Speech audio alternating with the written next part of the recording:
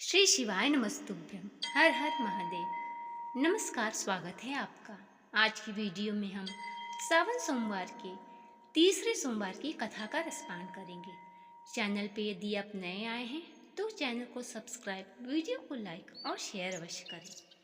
किसी नगर में एक धनवान साहूकार रहता था, जिसका व्यापार दूर दूर तक फैला था।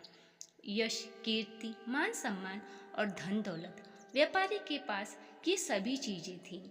जो नहीं था वो था पुत्र। साहूकार निसंतान था और इस बात की चिंता उन्हें हमेशा ही सताती थी।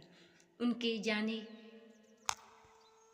के बाद व्यापार को कौन संभालेगा। पुत्र की कामना हेतु व्यापारी हर सोमवार को व्रत रखने लगा। वो पूरी श्रद्धा भाव से शिव और पार्वती की आराधना करता रहता। उसकी भक्ति को देखकर देवी पार्वती प्रसन्न हुई और उन्होंने शिव जी से आग्रह किया कि साहूकार की मनोकामना पूर्ण कर दे। पार्वती जी की इच्छा सुनकर भगवान शिव ने कहा कि हे पार्वती, इस संसार में हर प्राणी को उसके कर्मों का फल मिलता है और जिसके भाग्य में जो हो उसे भोगना ही पड़ता है। लेकिन पार्वती जी ने साहूकार की भक्ति का मान रखने के लिए, उसकी मनोकामना की पूर्ति के लिए भगवान शिव जी से इच्छा जाहिर की। इसके बाद महादेव जी ने व्यापारी को पुत्र प्राप्ति का वरदान तो दिया, लेकिन साथ ही यह भी कहा कि उसके बालक की आयु केवल 12 वर्ष की ही होगी। इस बात को जानकर व्यापारी को न तो इस बात की खुशी और न ही दुख था। वह पहले की भांति शिव जी की पूजा करता रहा। पुत्र के जन्म पर परिवार के सभी लोग बेहद खुश हुए। जब वह बालक 12 वर्ष का हुआ तो उसने पढ़ने के लिए काशी भेज दिया गया। साहूकार ने पुत्र के मामा को बुलाकर उसे बहुत सारा धन दिया और कहा कि तुम इस बालक को काशी विद्या के लिए ले जाओ और मार्ग में यज्ञ कराते हुए जाना। जहाँ भी यज्ञ कराओ वहाँ ब्राह्मणों को भोजन कराना और दक्षिणा देते हुए ही जाना।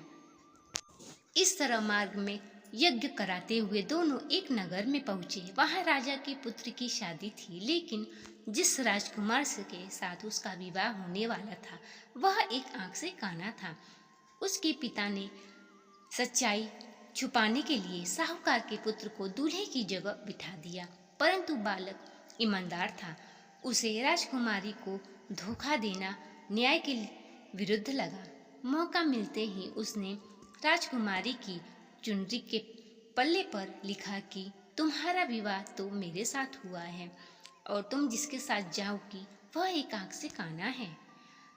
जब राजकुमारी ने अपनी चुन्नी पर लिखा पढ़ा तो उसने उस लड़के के साथ जाने से मना कर दिया। जब साहूकार के लड़के की 12 वर्ष की आयु हुई, उस दिन उसकी तबीयत खराब हो गई और मामा से कहा कि मामा, मैं तो अंदर सोने जा रहा हूँ। मामा ने कहा ठीक है पुत्र। मामा ने यज्ञ इत्यादि किया, ब्राह्मण को दक्षिणा दी और जब वे अंदर गए भांजे को मृत देखकर विलाप करना शुरू कर दिया। संयोगवश उसी समय शिव जी और माता पार्वती उधर से जा रहे थे। पार्वती ने भगवान से कहा कि स्वामी, मुझे इसके रोने के स्वर सहन नहीं हो रहे हैं, आप इस व्यक्ति के कष्ट को अवश्य दूर करें। उस मृत बालक को देखकर महादेव बोले कि ये तो उसी साहूकार का पुत्र है जिसे 12 वर्ष की आयु का वरदान प्राप्त था। मातृभाव से विभोर माता पार्वती ने कहा कि हे महादेव, आप इस बालक को आयु देने की कृपा करें, अन्यथा इसके वियोग में इसके माता पिता भी तड़प तड़प कर मर जाएंगे।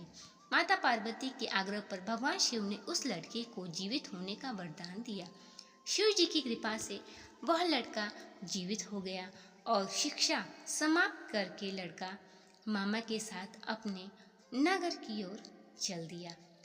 वापसी में वो दोनों उसी नगर में पहुंचे जहां उसका विवाह हुआ था।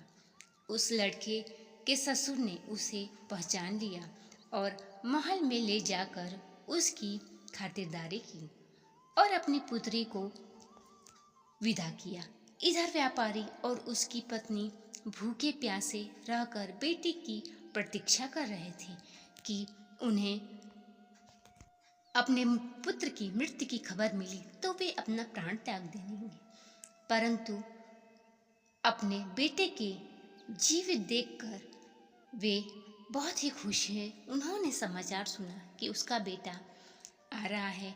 उसी रात भगवान शिव ने व्यापारी के स्वप्न में आकर कहा कि हे श्रेष्ठ, मैंने तेरे सोमवार के व्रत करने और व्रत कथा सुनने से प्रसन्न होकर तेरे पुत्र को लंबी आयु का वरदान प्रदान किया है। इस प्रकार जो कोई सोमवार व्रत करता है तथा सुनता है और पढ़ता है, उसके सभी दुख दूर होते हैं और समस्त